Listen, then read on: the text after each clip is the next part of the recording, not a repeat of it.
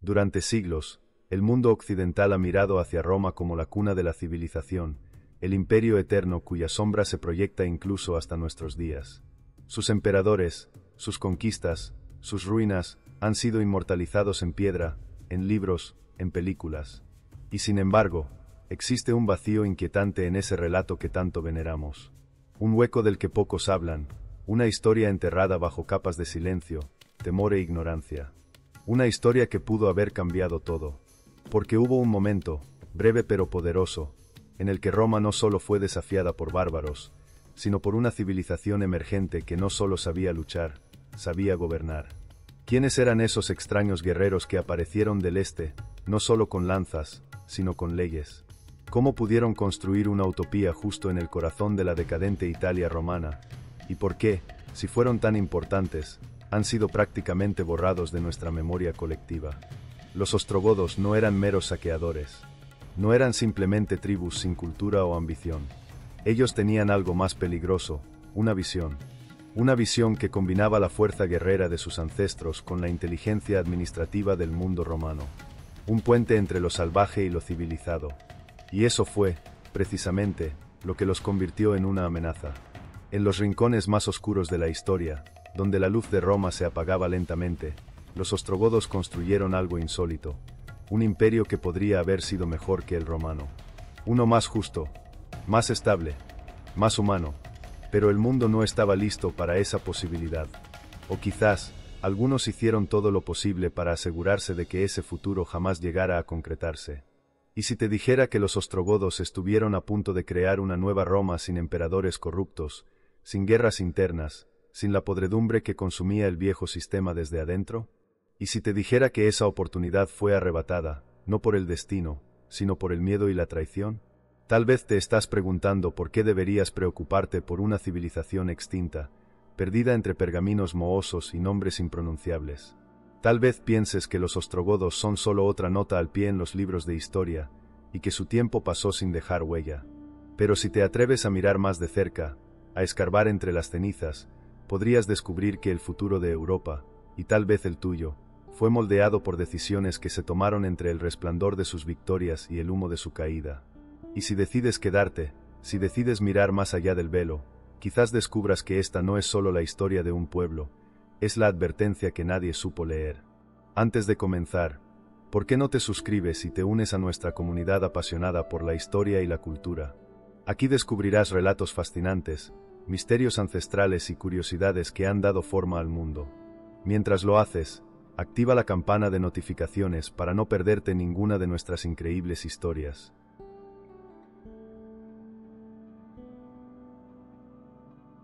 No nacieron en ciudades, no levantaron templos de mármol, no heredaron tronos ni dinastías doradas. Los ostrogodos emergieron del frío y del polvo, donde el horizonte se confundía con el viento, y la vida se medía en sangre, resistencia y estrategia. Al norte del Mar Negro, donde el invierno parecía eterno y la tierra apenas susurraba su fertilidad, nació uno de los pueblos más misteriosos y subestimados de la antigüedad. En las inmensas estepas, donde los caballos eran más valiosos que el oro y donde la lealtad no se escribía, sino que se probaba en batalla, los ostrogodos comenzaron a consolidarse como algo más que un conjunto de clanes errantes.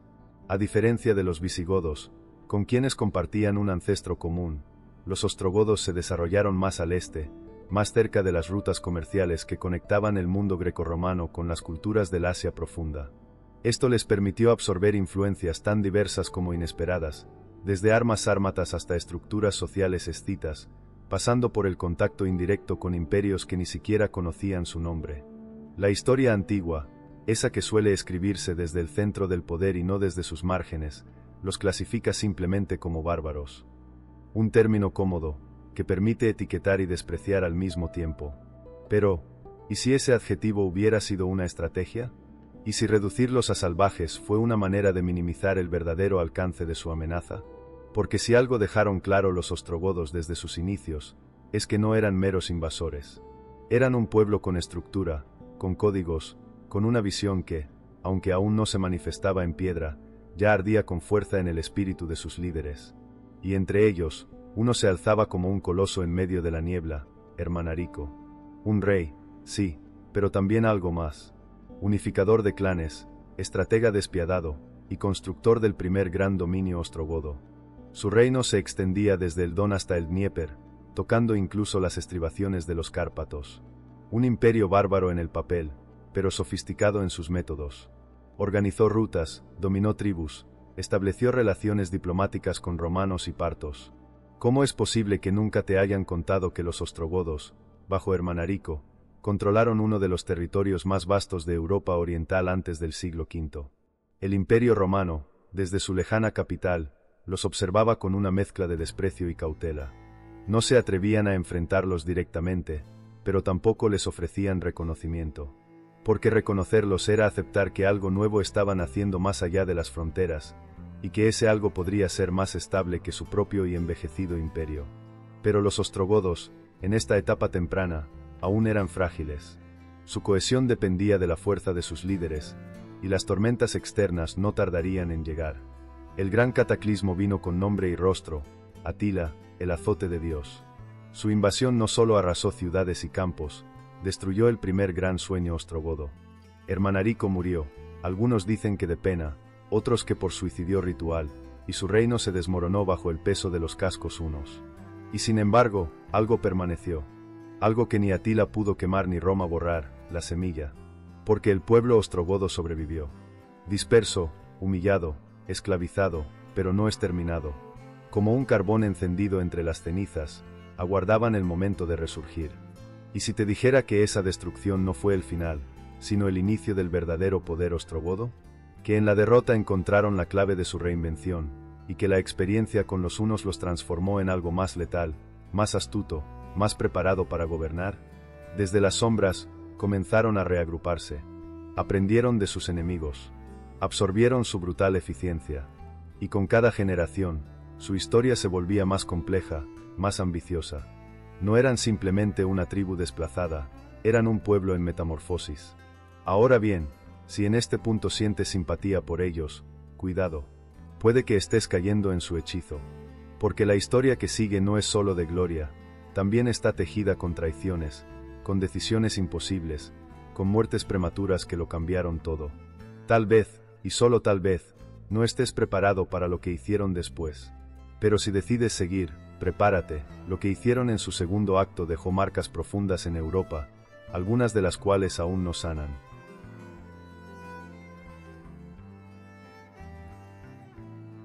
Para entender el ascenso ostrogodo, primero hay que comprender a Ermanarico. Su nombre, a menudo ignorado en los grandes relatos de imperios y emperadores, debería figurar junto a los de Alejandro, César o Aníbal. Porque lo que logró en las vastas llanuras del este europeo no fue una mera unión tribal. Fue un imperio, sin columnas de mármol ni senadores, pero con leyes, fronteras, diplomacia y poder militar. Y lo construyó desde la nada, con sangre, visión y un profundo conocimiento de su mundo. Ermanarico supo ver lo que otros no veían. Donde muchos veían clanes fragmentados, él vio una nación posible. Dobló rodillas, aplastó revueltas, tejió alianzas y tejió miedo. Gobernó desde el Báltico hasta el Mar Negro, tocando los confines del Cáucaso. Un mosaico de pueblos, lenguas y costumbres fue amalgamado bajo su cetro de hierro. Se dice que entre los suyos, su palabra tenía más peso que la tradición. Entre sus enemigos, su nombre era una advertencia. ¿Cómo es que nunca escuchaste de un hombre que gobernó más territorio que la mayoría de los emperadores romanos? En la oscuridad del tiempo, cuando Roma apenas comprendía lo que ocurría más allá del Danubio, Ermanarico estaba fundando una civilización alternativa. Los cronistas que llegaron a escribir sobre él, como el obispo Jordanes siglos después, lo pintaron como un gigante, casi mítico. Pero su imperio, como todos los que se sostienen sobre espadas, tenía una grieta. Y por esa grieta entraron ellos. Los hunos. Nadie sabe con certeza de dónde salieron. Eran rápidos como sombras, letales como el acero, invisibles hasta que ya era demasiado tarde. Para los ostrogodos, su llegada fue más que una amenaza, fue una catástrofe. Las estepas vibraron bajo los cascos de sus caballos. Ciudades fortificadas cayeron sin aviso. Pueblos enteros desaparecieron en el viento. El imperio de Ermanarico, tan vasto y orgulloso, comenzó a desmoronarse como un castillo de ceniza. Ermanarico intentó resistir. Según algunas fuentes, enfrentó a los hunos con todo lo que tenía. Pero entendió demasiado tarde que no enfrentaba a un ejército, sino a una plaga. Y una plaga no se negocia, no se razona, no se detiene. La leyenda dice que, viendo su mundo arder, el anciano rey tomó la decisión que solo los verdaderos emperadores comprenden: retirarse de la historia con dignidad. Se suicidó, dicen algunos. Murió de desesperación, afirman otros. Pero, ¿y si te dijera que su muerte fue más que una tragedia? ¿Y si fue una profecía? Un presagio de lo que su pueblo haría siglos después con las lecciones aprendidas entre las ruinas de su imperio perdido. Porque los hunos no solo destruyeron un reino, forjaron algo más peligroso: el nuevo carácter ostrogodo. Lo que antes era un pueblo orgulloso, ahora era un pueblo endurecido. Sometidos por Atila, los ostrogodos aprendieron de él. Aprendieron su rapidez, su crueldad quirúrgica, su forma de infundir terror sin necesidad de hablar. Y como los mejores alumnos, esperarían su momento para devolverle al mundo todo lo que habían absorbido. Durante casi un siglo vivieron bajo la sombra una. Sirvieron como soldados, como guardaespaldas, como esclavos, pero nunca olvidaron.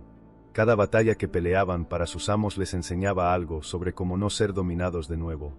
Cada humillación se convertía en un recuerdo ardiente, una semilla de revancha. Y mientras Atila dominaba, los ostrogodos se preparaban. Silenciosos, invisibles, pero jamás resignados. Entonces, como sucede siempre con los imperios basados en el miedo, los hunos cayeron. Tras la muerte de Atila, el terror se disolvió como niebla al sol. Y en ese preciso momento, los ostrogodos rompieron sus cadenas. No como víctimas, sino como herederos. ¿Qué clase de pueblo es capaz de resurgir de la esclavitud con la ambición intacta? ¿Qué clase de cultura puede pasar del colapso total al renacimiento en menos de una generación? Tal vez pienses que fueron simplemente afortunados, que el fin de los hunos les dejó una oportunidad. Pero estarías equivocado. Los ostrogodos no esperaron suerte. La construyeron. La fabricaron con disciplina, astucia y una memoria feroz. Su mirada ya no era la del pueblo que había seguido a Ermanarico. Ahora tenían otro objetivo: no reconstruir el pasado, sino conquistar el futuro. Y si eso te inquieta, deberías. Porque en los próximos años, harían algo impensado: regresarían a escena, no como esclavos liberados, sino como arquitectos del nuevo orden europeo. Su mirada se dirigía hacia el oeste, hacia Italia, hacia Roma. Lo que vendría después no era una revancha, era una transformación.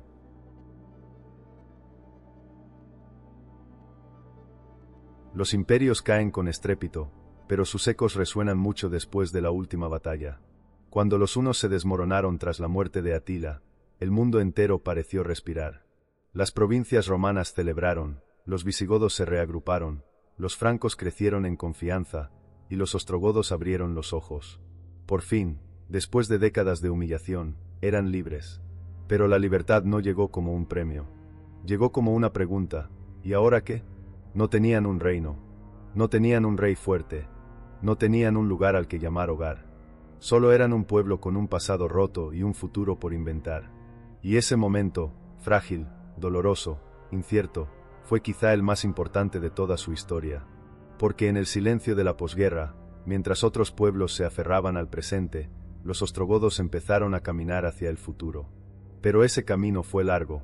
Fue un éxodo. No uno de masas al estilo bíblico, sino uno interno, uno espiritual. La generación que había servido a Atila tuvo que morir para que una nueva surgiera sin miedo. Y sin embargo, en cada anciano godó que narraba las historias de Ermanarico o de los días de esclavitud, había una herida abierta. Una que no se cerraba con el tiempo, sino que se infectaba con preguntas sin respuesta. ¿Por qué Dios permitió que un pueblo fuerte fuera reducido a servidumbre?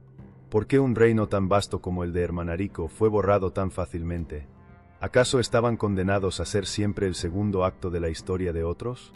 ¿Y si esa herida no fuera una maldición, sino una marca de propósito? ¿Y si en esa fractura estuviera el plan no de su destrucción, sino de su grandeza futura? Los ostrogodos comenzaron a buscar algo que nunca antes habían necesitado: dirección. Ya no bastaba con la fuerza. Había que tener visión. Había que reconstruirse, no como un pueblo errante, sino como una nación. Y para eso, debían encontrar dos cosas: liderazgo y legitimidad. Fue entonces cuando comenzó una serie de movimientos sutiles pero decisivos. Grupos ostrogodos comenzaron a instalarse en diversas zonas de los Balcanes. Algunos se ofrecieron como federados al Imperio Romano de Oriente, sirviendo como mercenarios o vigilantes de frontera. Otros intentaron fundar pequeños asentamientos autónomos. Pero en todos ellos había un mismo deseo: volver a ser dueños de su destino. Y aquí entra en escena un fenómeno que no suele aparecer en los relatos épicos: el aprendizaje. Porque mientras los romanos pensaban que estaban domesticando a los ostrogodos, en realidad estaban alimentando a un dragón dormido.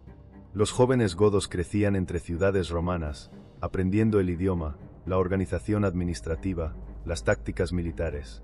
Se vestían como romanos, pero pensaban como guerreros. Y en secreto, soñaban como conquistadores. Uno de ellos, todavía niño, todavía invisible, se llamaba Teodorico. Creció en Constantinopla como rehén noble, una práctica común para garantizar la paz entre federados y romanos. Pero este rehén observaba, memorizaba, absorbía. Sabía que su pueblo vivía en la periferia, y que su destino no estaba en servir al imperio, sino en superarlo. ¿Qué sucede cuando educas al hijo del enemigo en tu propia casa?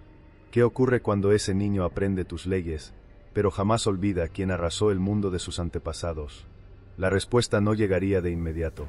Antes, los ostrogodos seguirían errando, desplazándose como sombras entre los márgenes del imperio.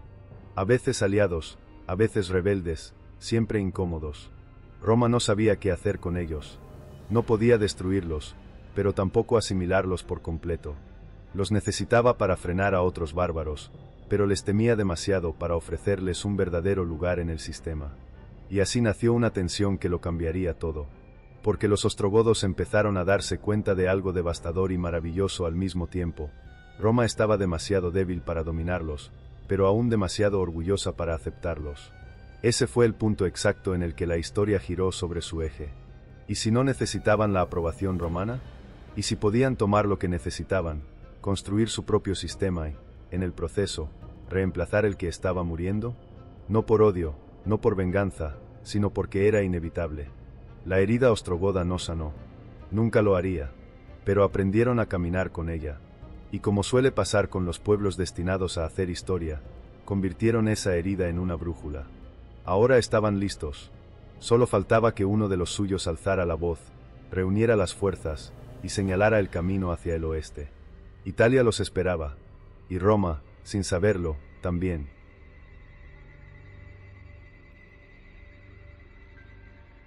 Roma estaba enferma. Ya no era el imperio invencible que una vez temieron todos los pueblos del mundo. No, ahora era una máquina oxidada, chirriante, que seguía girando por inercia, no por fuerza. Dividida entre Oriente y Occidente, desgarrada por guerras civiles, saqueada por propios y extraños, Roma parecía estar al borde del colapso definitivo. Y, sin embargo, seguía teniendo una cosa que los ostrogodos aún no poseían: legitimidad. En ese contexto extraño, casi irónico, ocurrió lo impensado. Roma pidió ayuda a los bárbaros. No fue un llamado oficial, ni un gesto noble. Fue un murmullo, una necesidad. El Imperio Romano de Oriente, con sede en Constantinopla y bajo el mando del emperador Zenón, necesitaba una solución a un problema que amenazaba su estabilidad. Un general rebelde, Odoacro, había derrocado al último emperador romano de Occidente y se había proclamado gobernante de Italia. El problema no era solo su poder militar, sino su independencia. Era un bárbaro sin control imperial. Zenón, astuto como pocos, buscó una solución retorcida. En lugar de enviar sus propias legiones a Italia, pensó en usar a otro pueblo bárbaro para resolver el problema: los ostrogodos. ¿No es curioso? El mismo imperio que había temido su avance durante siglos, ahora los llamaba para restaurar el orden. ¿Qué tan desesperado debe estar un imperio para ofrecer su herencia a quienes una vez llamó enemigos? El elegido para esta misión no podía ser cualquiera. Tenía que ser alguien que pudiera negociar con emperadores, liderar ejércitos y soñar con más que simples saqueos. Ese hombre era Teodorico. Ya no era el niño rehén de Constantinopla. Era un guerrero consumado, un líder venerado por su pueblo, y un político que conocía los rincones más oscuros del alma romana. Sabía cuándo callar, cuándo prometer y cuándo atacar. Zenón le ofreció algo que ningún ostrogodo había tenido jamás: un mandato imperial. Le propuso gobernar Italia en nombre del imperio, si podía arrebatarla a Odoacro. ¿Era una alianza o una trampa? ¿Era Roma cediendo el poder, o asegurándose de que los bárbaros se mataran entre ellos para luego recoger los restos? Teodorico aceptó, pero no por servidumbre. Aceptó porque supo leer el subtexto de la historia. Sabía que Italia era más que una provincia, era el corazón simbólico de la antigua Roma. Y sabía que quien gobernara Italia, gobernaría la memoria del mundo. La campaña que siguió no fue rápida, ni sencilla. Fue brutal, larga, marcada por traiciones y asedios. Teodorico cruzó los Alpes con miles de hombres. En cada ciudad, en cada batalla, los ostrogodos demostraban que ya no eran los esclavos de Atila, ni los refugiados de un imperio caído. Eran un pueblo con disciplina, con estructura, con un propósito. Odoacro resistió, feroz. Pero poco a poco, su poder se fue erosionando. La guerra se transformó en una danza mortal entre dos líderes carismáticos que sabían que no podía haber dos dueños del mismo trono. Durante años, Italia se convirtió en un tablero de ajedrez con piezas de carne y sangre. Roma, Rávena, Verona, cada ciudad cayó, se alzó, cambió de manos. Y entonces, llegó el momento que cambiaría la historia. Después de un prolongado asedio en Rávena, Teodorico ofreció a Odoacro una tregua. Una paz, compartir el poder. Odoacro aceptó. 10 días después, en un banquete, Teodorico se acercó a él, lo abrazó y le clavó una espada. No una por la espalda, sino en el estómago. Mirándolo a los ojos. Fue un gesto cruel, sin duda. Pero también fue una declaración. No hay lugar para dos sueños en un mismo trono. La Italia ostrogoda acababa de nacer. No como vasalla de Roma, sino como su reemplazo. ¿Te das cuenta de lo que acaba de pasar? Un pueblo que había sido esclavizado por los hunos, que había vagado sin patria, que había sido usado como herramienta, acababa de conquistar el corazón del mundo romano. No como invasores, no como salvajes, sino como herederos. Pero aquí comienza la verdadera tensión. ¿Podría un rey bárbaro gobernar un pueblo romano sin caer en el abismo? ¿Podrían sus leyes, sus costumbres, su visión del mundo convivir con los restos de un imperio moribundo? ¿Y qué haría Constantinopla si este nuevo orden funcionaba demasiado bien? Aún no lo sabían. Ni Teodorico, ni los ostrogodos, ni el pueblo romano. Pero en ese momento, en esa sangre derramada en Rávena, se selló algo más que un destino. Se selló una alternativa.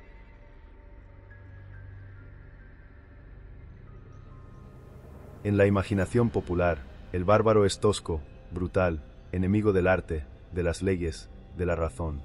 En los relatos romanos, es la sombra que llega desde el bosque para incendiar bibliotecas y profanar templos. Pero esa imagen se desmorona por completo cuando uno se enfrenta a la figura de Teodorico el Grande. Porque Teodorico no solo fue un conquistador, fue un reformador, un visionario, y, quizás, el último gran gobernante romano, sin ser romano.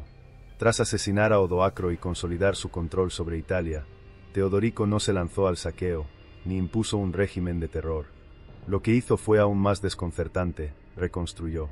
Restauró caminos, abasteció acueductos, garantizó la seguridad en las rutas, reabrió escuelas. Roma, esa ciudad decadente y tambaleante, encontró bajo su mando una inesperada estabilidad. ¿Por qué haría eso un rey godó? ¿Por qué, en lugar de imponer su cultura, eligió proteger y perpetuar la romana? Teodorico lo entendía con claridad. El poder no se sostiene solo por la espada, sino por la legitimidad, por la confianza del pueblo, por la eficacia del gobierno. Así, en lugar de arrasar el sistema romano, lo adoptó. Pero lo hizo con inteligencia quirúrgica, mantuvo las estructuras que funcionaban, eliminó las corruptas, y añadió una capa gótica de pragmatismo y austeridad. Era como si hubiera arrancado el alma corrupta del viejo imperio y le hubiera injertado una nueva, hecha de acero frío y visión clara. Su corte en Rávena se convirtió en una de las más sofisticadas de su tiempo. Recibió embajadores de Bizancio, Hispania, África. Mantuvo correspondencia con filósofos. Protegió a Boecio, el gran pensador de su era. Fomentó las artes. Aseguró que tanto godos como romanos vivieran bajo sus propias leyes, pero dentro de un mismo sistema de justicia y convivencia. Y si te dijera que durante su reinado, Italia vivió una estabilidad que no había experimentado en más de un siglo? Y si te dijera que, por un momento breve pero real, Roma volvió a respirar, gracias a un bárbaro? Pero no todos estaban satisfechos. La aristocracia romana, aunque sobreviviente, desconfiaba. Veían en Teodorico un usurpador, un extranjero que hablaba latín, pero que no tenía sangre senatorial. Muchos lo toleraban por necesidad, pero esperaban su caída con una mezcla de temor y esperanza. En Constantinopla, el emperador veía su éxito con una creciente inquietud. Había enviado a un peón a matar a otro peón. No esperaba que ese peón construyera una civilización. Y es aquí donde se intensifica la tensión. Porque Teodorico no era ciego. Sabía que lo observaban, que lo esperaban caer, que su éxito no solo era incómodo, era peligroso para los que aún creían que solo Roma tenía el derecho de gobernar. Él mismo lo dijo en una ocasión, ante sus consejeros. Nos observan como si esperaran que tropecemos. No les daremos ese placer. Y sin embargo, las grietas comenzaron a formarse. Uno de los primeros choques fue religioso. Teodorico era arriano, una corriente cristiana considerada herética por la Iglesia de Roma. Aunque garantizaba la libertad de culto, su fe lo alejaba del clero romano, poderoso e influyente. Las tensiones crecieron. La sospecha se intensificó. Algunos senadores comenzaron a conspirar en secreto. Boecio, su protegido, fue acusado de traición. Teodorico, sintiéndose rodeado, ordenó su arresto, y más tarde, su ejecución. Fue un momento oscuro, un punto de inflexión, porque aunque su reinado seguía siendo fuerte, esa decisión abrió una herida en su propia alma. Había matado al hombre que representaba la filosofía, la sabiduría, la posibilidad de un puente entre lo viejo y lo nuevo. Y aunque gobernó unos años más, algo se rompió en él. ¿Qué sucede cuando un gobernante brillante comienza a dudar de los suyos? ¿Qué ocurre cuando el sueño de un imperio mixto, equilibrado, comienza a resquebrajarse por dentro?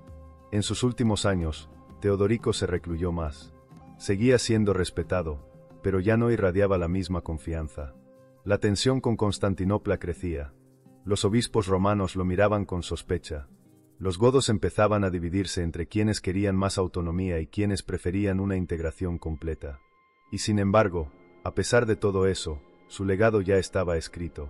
Porque en un mundo que creía que solo los romanos podían gobernar con justicia, un godó demostró que la ley, el orden y la civilización no eran propiedad de un pueblo, sino de quien tuviera la inteligencia y la valentía de sostenerlos. Cuando murió, en el año 526, Italia guardó silencio. No hubo invasiones inmediatas, no hubo rebeliones, solo una pausa que precede a las grandes tormentas. ¿Y si en ese momento se hubiera consolidado una dinastía? ¿Y si el sucesor de Teodorico hubiera tenido su claridad, su equilibrio, su ambición civilizadora? La historia de Europa podría haber sido completamente distinta. Pero no lo fue.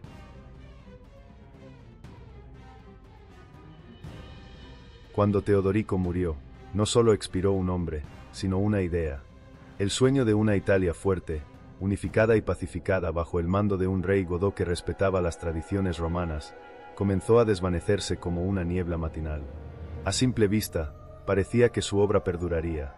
Había construido una administración sólida, mantenido la paz por décadas y formado un linaje.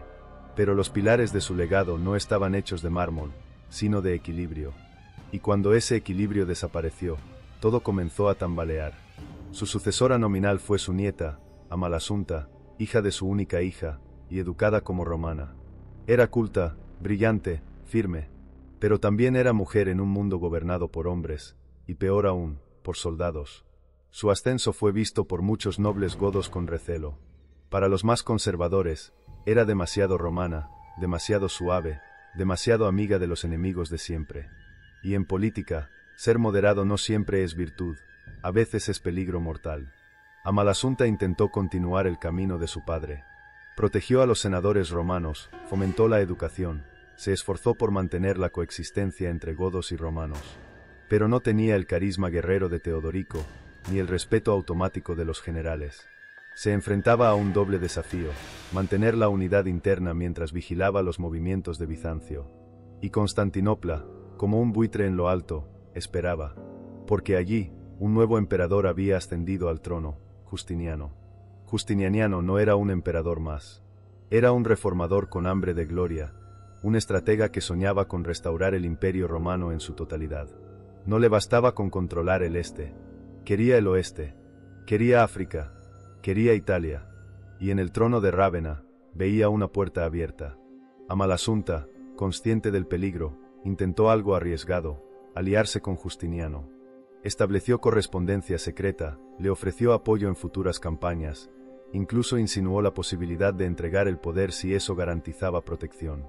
¿Una reina gótica dispuesta a negociar la independencia de Italia por su supervivencia?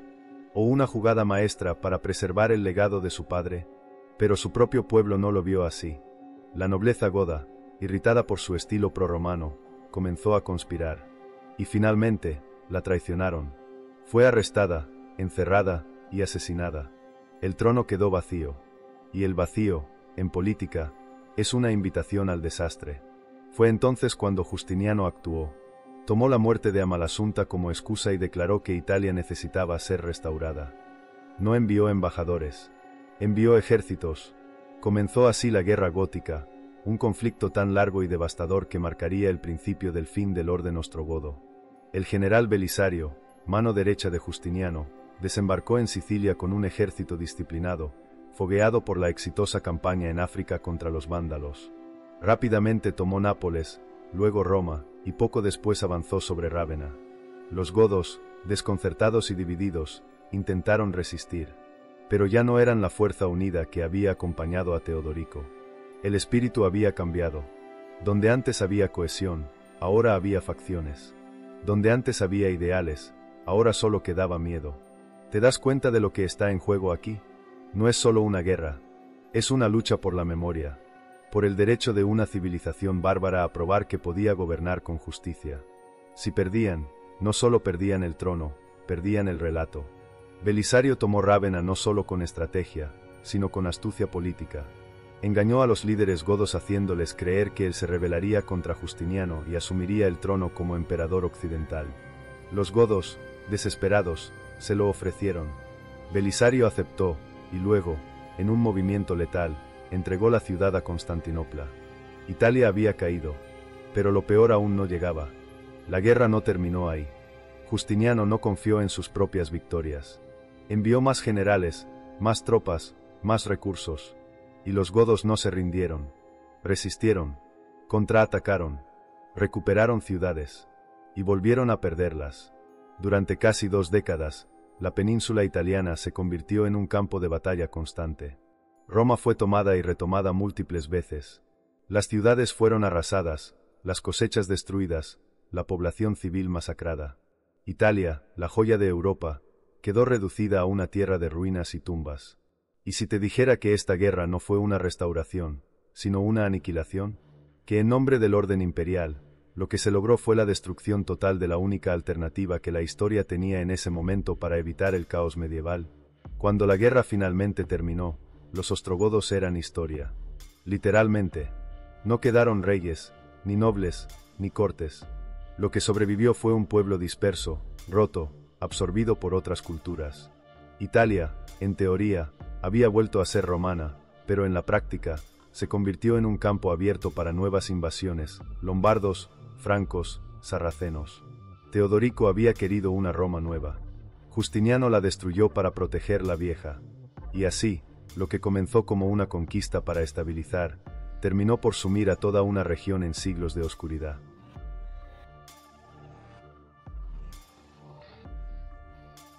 A veces, la historia se equivoca. Nos han enseñado a mirar a los bárbaros como la sombra que engulló a Roma, como los que trajeron el caos, la brutalidad y el fin de la civilización. Pero, ¿qué ocurre cuando la historia fue escrita por los que vencieron, o peor, por los que destruyeron para luego contar su versión? Durante los más de 30 años que los ostrogodos gobernaron Italia bajo Teodorico, sucedió algo que los libros rara vez mencionan. No hubo caos, no hubo persecuciones sistemáticas, no hubo colapsos económicos, ni ataques indiscriminados contra la población romana. No hubo incendios de templos ni saqueos masivos. Al contrario, hubo estabilidad, orden, progreso. Por un breve momento, algo parecido a una utopía. Teodorico no era un emperador romano, pero supo hacer lo que muchos emperadores ya no podían: gobernar. Su corte en Rávena no fue una guarida de bárbaros, sino un faro de convivencia. Allí se reunían juristas, poetas, artesanos, embajadores, militares y filósofos. Se hablaba latín y gótico. Se practicaban diversas confesiones. Y por encima de todo, se respetaba una idea que parecía extinta, la del poder como servicio al pueblo, no como privilegio. ¿Cómo puede ser que una civilización nacida del exilio, la derrota y la migración forzada haya construido una sociedad más justa que la de los herederos del Senado romano? La clave estuvo en el equilibrio. Teodorico comprendió que los romanos amaban su legado, su idioma, su cultura. Así que no intentó erradicarla. No impuso una cultura gótica por la fuerza. Los godos siguieron siendo soldados, mayoritariamente. Pero los cargos administrativos fueron ocupados, en gran parte, por romanos. La ley romana siguió aplicándose entre los ciudadanos latinos. Solo los godos estaban sujetos a sus propias normas tribales. No se trataba de una fusión forzada, sino de una convivencia inteligente. En lugar de imponer la espada, impuso el sentido común. Y eso, para muchos, fue más revolucionario que cualquier conquista militar. En educación, el reino ostrogodo restauró escuelas, financió bibliotecas y protegió a los intelectuales perseguidos. En economía, redujo impuestos abusivos, restauró canales de comercio, revivió la agricultura. En justicia, eliminó muchas de las prácticas corruptas que habían proliferado en los últimos siglos del Imperio Romano. Incluso se encargó de perseguir la usura, una práctica que el clero condenaba, pero que muchos senadores practicaban en secreto. ¿El resultado? Una Roma sin emperadores decrépitos, sin senadores decadentes, sin guerras civiles absurdas. Una Roma bajo liderazgo bárbaro, pero con alma renovada. Los relatos de la época son discretos, pero reveladores. Jordanes, el cronista godorromano, habla con orgullo del reinado de Teodorico. El filósofo Boecio, antes de su trágico final, llegó a considerarlo un protector de la filosofía. Incluso Procopio, cronista bizantino y nada amigo de los godos, se vio obligado a reconocer que bajo su gobierno, Italia vivió una paz poco común. ¿Por qué, entonces, no recordamos esta era como una edad de oro? ¿Por qué no nos enseñan que durante un tiempo, los ostrogodos ofrecieron al mundo una visión alternativa de civilización? La respuesta es tan cruda como triste, porque ganaron los otros. Porque tras la guerra gótica, los romanos de Bizancio contaron la historia como les convenía. Porque los lombardos que llegaron después impusieron su propia narrativa. Porque los cronistas de la Iglesia, que nunca vieron con buenos ojos la herejía arriana de los godos, prefirieron silenciar sus aciertos. Porque es más fácil encajar en el esquema del barbarismo contra civilización que aceptar que la verdad, a veces, es más ambigua. ¿Y si te dijera que en ese rincón olvidado de la historia vivió la única posibilidad real de que Europa no cayera en la oscuridad tras Roma? ¿Y si la destrucción del reino ostrogodo no fue solo una consecuencia política, sino un error civilizatorio? Lo que hicieron los godos en Italia no fue perfecto. Cometieron errores, sí. Hubo traiciones, excesos, tensiones religiosas. Pero comparado con lo que vendría después, con siglos de fragmentación, guerras interminables y retrocesos culturales, su breve reinado brilla como una joya enterrada en el barro. Una Roma sin corrupción. Un poder sin crueldad. Una posibilidad real, que se perdió para siempre.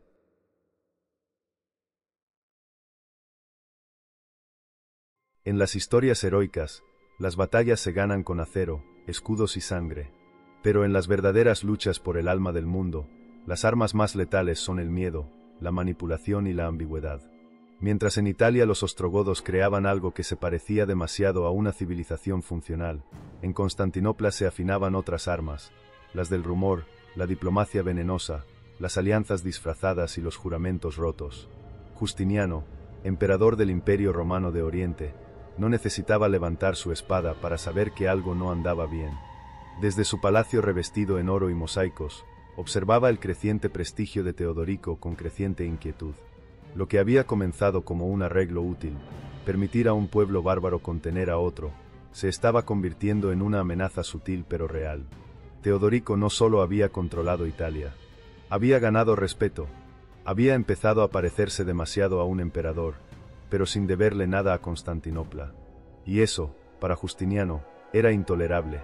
¿Qué pasa cuando el viejo imperio descubre que ya no es indispensable? ¿Qué hace un poder que se creía eterno cuando ve que otro ha aprendido a gobernar mejor, más justo, más eficaz, sin su permiso? La primera táctica fue la distracción.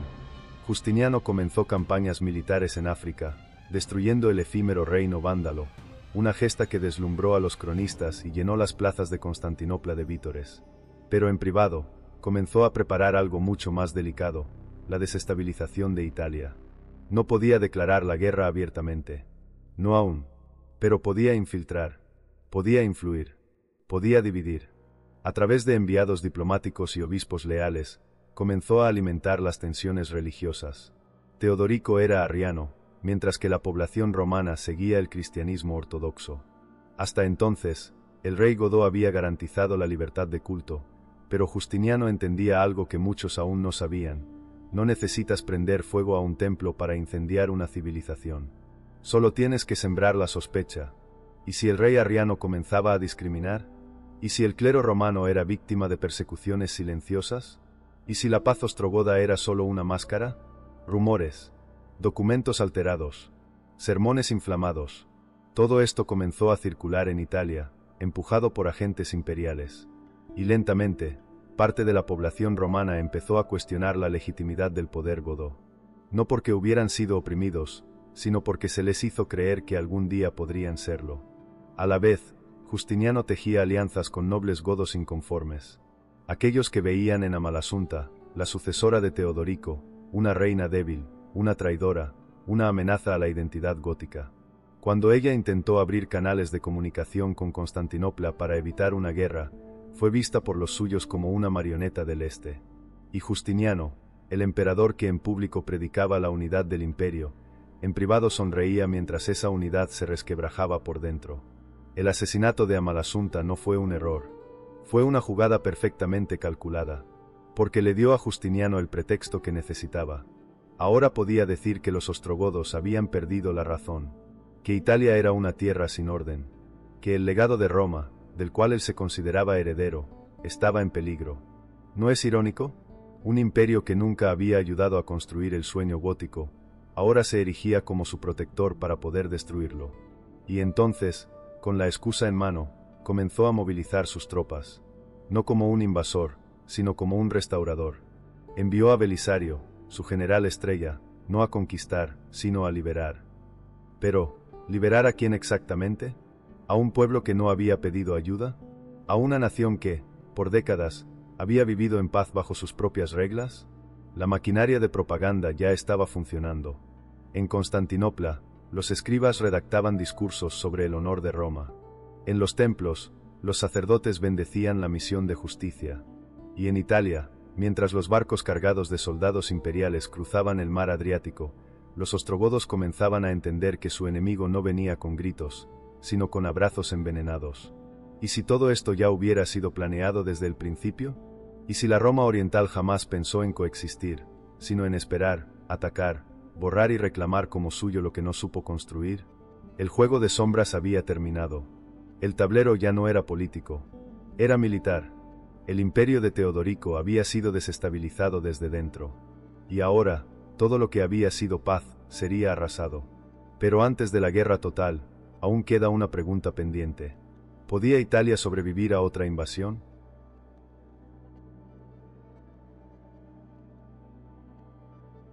Y entonces, estalló. La maquinaria romana, esa que ya no era del todo romana, sino bizantina, descendió sobre Italia como un huracán cuidadosamente calculado. Belisario, general de Justiniano, desembarcó con una mezcla de precisión quirúrgica y brutalidad contenida. No era solo un militar, era un cirujano del poder. Su misión no era conquistar territorios, sino extirpar una amenaza que ya no podía permitirse crecer más. La guerra gótica no fue una guerra rápida, ni siquiera fue una guerra limpia. Fue una guerra de desgaste, de asedios interminables, de hambre, traiciones, enfermedades, cambios de bando. Fue una guerra que devoró la tierra que se decía proteger. Roma, la ciudad eterna, fue sitiada, bloqueada, saqueada y vuelta a sitiar. Los ciudadanos morían en las calles, no por culpa de los godos ni de los romanos, sino por culpa del poder que intentaba salvarlos. ¿Qué clase de salvación deja un país hecho ruinas? La población italiana se convirtió en rehén de una guerra que no pidió. Un día eran súbditos del Imperio de Oriente. Al día siguiente, del rey Godó. Luego, de nuevo del emperador. Luego de nadie. El hambre hizo estragos. Las ciudades más antiguas del mundo se convirtieron en escombros. No hubo respeto por la historia. No hubo espacio para la razón. Y mientras tanto, los ostrogodos resistían. No eran un ejército profesional, como el de Bizancio. Pero peleaban con algo más que entrenamiento. Peleaban con identidad. Con orgullo. Con la certeza de que si caían, su historia sería escrita por otros. Durante años, tomaron ciudades, las perdieron, las retomaron. Incluso después de la muerte de Teodorico, su legado seguía vivo como un eco obstinado que se negaba a callar. Un nuevo líder godó emergió, Totila. Carismático, feroz, decidido. Bajo su mando, los godos recuperaron buena parte de Italia. Por un instante, pareció que podían revertir el desastre. Totila restauró ciudades, ofreció treguas, trató de gobernar con la misma visión de justicia de Teodorico. Incluso permitió que los campesinos que habían perdido todo volvieran a ocupar la tierra abandonada por los grandes latifundistas romanos. ¿Un segundo intento de utopía? ¿Un destello de esperanza en medio del apocalipsis? Pero el imperio no estaba dispuesto a permitir una resurrección. Después de Belisario, Justiniano envió a Narsés, un general ya anciano, pero metódico, letal, insobornable. Bajo su mando, el ejército imperial avanzó como una tormenta sin alma. En la batalla de Taginae, Totila fue derrotado y asesinado. El último gran intento de los ostrogodos se desangró sobre un campo de batalla sin testigos. Las últimas resistencias godas, desmoralizadas, aisladas, acabaron cayendo una por una. El reino ostrogodo, que una vez había restaurado la gloria de Roma sin necesidad de ser Roma, quedó reducido a polvo. ¿Y qué ganó Justiniano? En teoría, reconquistó Italia. En la práctica, la destruyó. Las ciudades estaban vacías, los campos arrasados, los caminos bloqueados, la economía colapsada. El aparato imperial que se impuso sobre las ruinas fue rígido, ajeno, frío. Los romanos que habían vivido bajo los godos, en relativa paz, con respeto, ahora eran tratados como súbditos de segunda. El sueño había muerto, y en su lugar, no había un nuevo imperio, solo escombros. ¿Te das cuenta? Esta no fue solo una derrota militar. Fue una extinción cultural. Fue el asesinato de una posibilidad.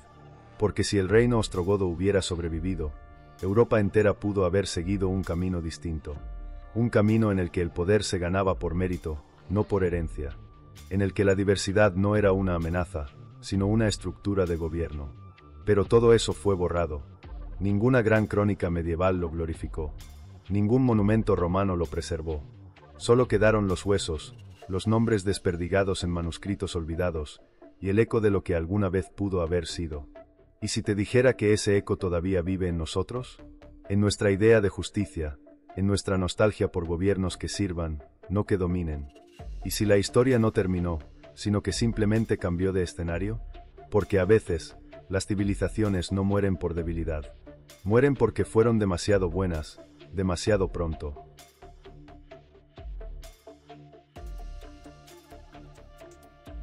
Imagina un mundo distinto. Un mundo en el que Totila no hubiera caído en la batalla. Un mundo en el que Narsés no hubiera cruzado los Alpes. Un mundo donde la maquinaria bizantina se hubiera detenido justo antes de aplastar lo que quedaba del sueño ostrogodo. ¿Qué habría pasado si los ostrogodos hubieran vencido? La pregunta no es un simple juego de historia alternativa. Es un espejo retrovisor que apunta directo al corazón de la civilización occidental. Porque lo que estuvo en juego no fue solo el control de Italia, ni siquiera el destino de un pueblo. Fue algo mucho más profundo, el derecho de una civilización emergente a demostrar que podía gobernar sin repetir los errores de Roma. Los ostrogodos tenían todo para lograrlo. Una clase dirigente con experiencia en política y guerra. Un sistema legal que combinaba tradición germánica con estructura romana. Una visión de tolerancia religiosa que, aunque imperfecta, resultaba revolucionaria para la época. Una economía basada en el trabajo del campesino, no en la explotación esclavista. Un respeto al conocimiento y a las instituciones educativas que rivalizaba con las mejores etapas del imperio clásico. ¿Y si ese modelo se hubiera consolidado durante 1 o 2 siglos más? ¿Cuántas guerras religiosas se habrían evitado? ¿Cuántos años de oscuridad cultural habrían sido distintos si ese equilibrio entre fuerza y sabiduría se hubiera mantenido? En lugar de eso, Europa cayó en la fragmentación. La Italia postgótica se convirtió en tierra de nadie. Los francos, los lombardos, los sarracenos, los normandos, todos la desgarraron de nuevo. Y la idea de una Europa unificada bajo un liderazgo justo se desvaneció por siglos. Fue un accidente de la historia, o una decisión deliberada de silenciar aquello que era demasiado peligroso para los que mandaban. Porque si una Roma gobernada por bárbaros podía funcionar, ¿qué decía eso de los emperadores que la dejaron caer? Si un pueblo sin linaje imperial podía traer estabilidad, ¿qué quedaba del mito del derecho divino a gobernar? Quizás por eso los ostrogodos fueron borrados, no solo derrotados en el campo de batalla, sino desmantelados en los libros, en los discursos, en la memoria colectiva. Se les convirtió en bárbaros más. En una nota al pie. En la sombra de los visigodos, de los vándalos, de los hunos. Pero sus huellas no se borraron del todo. En Rávena, aún se alzan los mosaicos que Teodorico mandó construir. En las cartas de su cancillería, aún resuena un estilo político racional, sobrio, firme. En los tratados legales que combinaban costumbre germánica con derecho romano, aún late el pulso de una justicia posible. ¿Y si no estamos tan lejos de aquel sueño como creemos? ¿Y si cada vez que exigimos gobiernos más justos, leyes más humanas y líderes menos corruptos, estamos repitiendo, sin saberlo, el eco de aquel experimento ostrogodo que el mundo no supo tolerar? Tal vez la historia no sea solo lo que fue, sino lo que aún puede ser. Y tal vez, solo tal vez, aún haya tiempo para recoger los fragmentos de aquella utopía que murió demasiado pronto. Porque a veces, el futuro se construye no sobre las victorias, sino sobre las derrotas que nos negamos a olvidar. Hay derrotas que resuenan más fuerte que muchas victorias, no por el ruido del colapso, sino por el silencio que les sigue. La historia de los ostrogodos no termina con una gran ceremonia, ni con un tratado de paz, ni con un mármol tallado. Termina en susurros, en polvo, en documentos marginales. Porque cuando el poder tiene miedo, no destruye solamente, borra. El reino ostrogodo de Italia fue una anomalía. Demasiado romano para ser bárbaro. Demasiado bárbaro para ser romano. Fue una síntesis que el mundo aún no sabía aceptar. Un intento de tender un puente entre la brutalidad del acero y la cordura de las leyes. Un sueño breve, frágil, pero real. ¿Y no son acaso los sueños lo más poderoso que podemos tener, precisamente porque siempre están en riesgo de desaparecer? Los godos no dejaron pirámides. No dejaron imperios milenarios. No dejaron sagas heroicas con dioses y rayos. Dejaron algo más inquietante, la demostración silenciosa de que se podía construir algo mejor. Algo híbrido. Algo justo.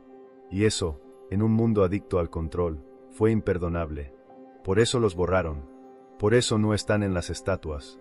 Por eso, cuando escuchas la palabra bárbaro, no piensas en leyes, tolerancia o reforma, piensas en caos. Porque así lo decidieron los que escribieron después. Los que ganaron. Los que prefirieron una Europa fragmentada antes que una unificada sin su permiso. Pero los ecos no se borran tan fácilmente. Y quizás por eso estás aquí.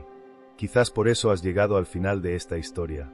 Porque, sin saberlo, estabas buscando lo mismo que los ostrogodos construyeron: sentido, orden, dignidad.